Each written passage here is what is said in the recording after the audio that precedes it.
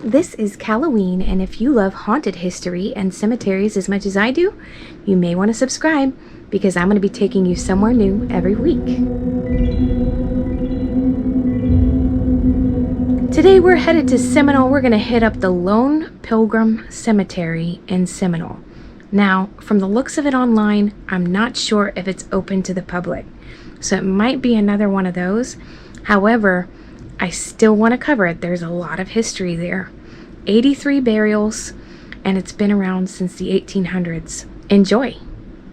We're here at Oya Sushi in Seminole. Are we hungry? Oh yeah. Gonna go in and get a bite to eat.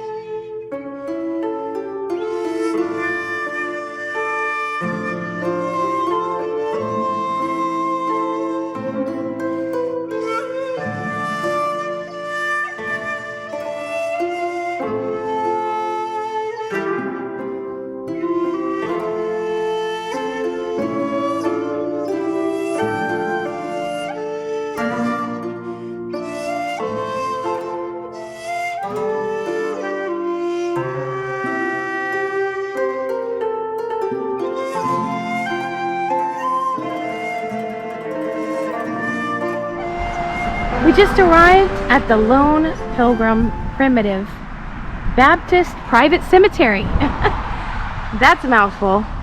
And welcome to another episode of a cemetery we can't get into. Now, it is private. I don't know the reason for that. Maybe it always has been. But I'm going to try and take some photographs of the inside. This cemetery was established in 1886.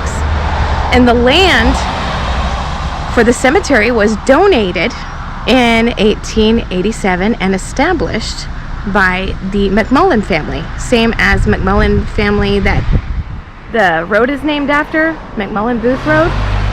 So this is a pioneer cemetery. It's just that it's private, and I guess you'd probably have to call one of these people to get in. But I'm gonna photograph that information just in case you're in the area, and maybe they'll let you in. We happen to be in the area. We're dropping off mangoes to a friend, so we happen to be in this area anyways. Even if I can't get in, I still want to kind of check it out. That's what the channel's about. I'm letting you know that it's private, so we're learning things all the time. There are 83 burials here, and it's just a small little cemetery, so even if we could get in, we'd be kind of in and out pretty quick. So let me take some photographs, and I'll try to do the best I can.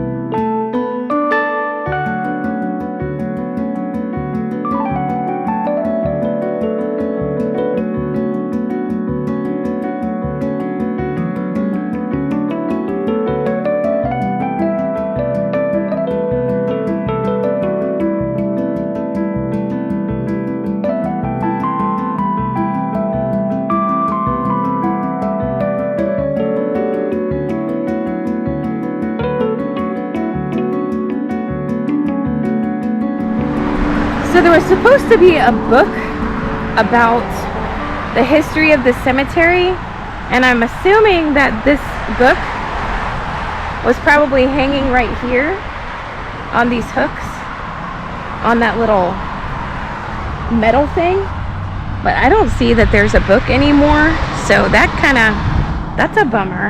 And even if there was, I couldn't get to it. So misinformation there.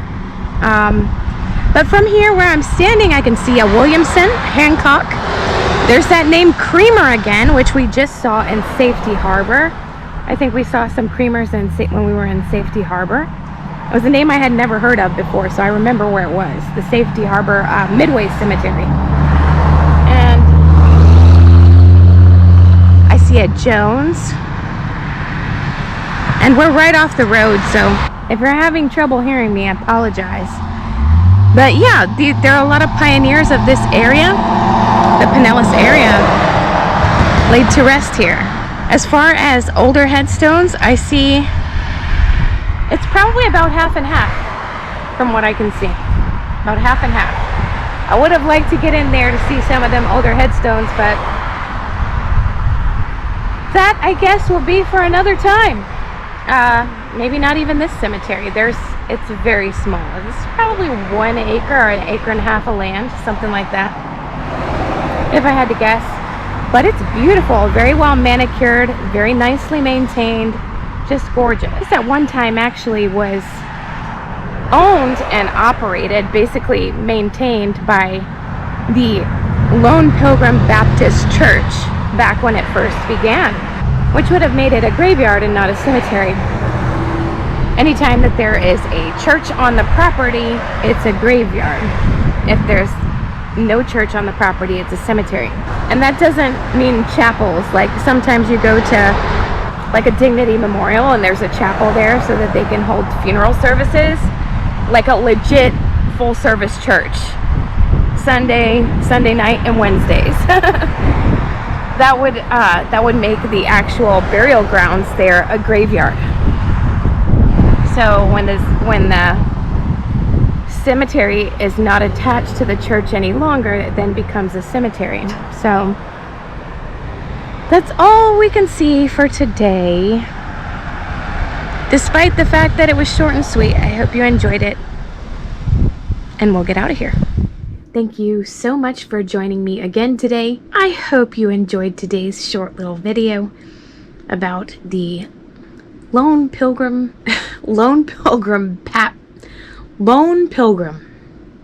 Baptist Pioneer Cemetery. Lone Pilgrim Baptist Private Cemetery. That's a lot to say. Established in 1896. Like I said in my previous video, we may not be always able to get into every cemetery, and I really don't know what the stipulations are for that. You may have to be a family member to get in there because it is a private cemetery. Like if I just go in Joe Schmo saying, hey, I want to see some headstones, they may not let me in. So I did provide the information for the office staff that lets people in. I left that information in the photos, but there's still a lot of history there, and I'm still here to tell you everything about every cemetery that I possibly can, every cemetery that I visit. And it really was a beautiful small cemetery. The grounds were lush and manicured, and it looked beautiful despite the fact that we couldn't get in. And I did get to see some of the names. The sushi place was alright, not my favorite. I will tell you though that the spring rolls were awesome. I've never seen them done that way. They were tempura battered spring rolls, and they were delicious. And I don't know, they had such good flavor to them. The rest of the sushi, we've eaten a lot of good sushi, and I'm not gonna lie, we have high standards for sushi. We've been to some of the best sushi places in the Tri-County area. But it wasn't bad. It just wasn't the best we've ever had. That does it for today's episode. Please remember to like, subscribe, and share on your way out. And I'll see you next time.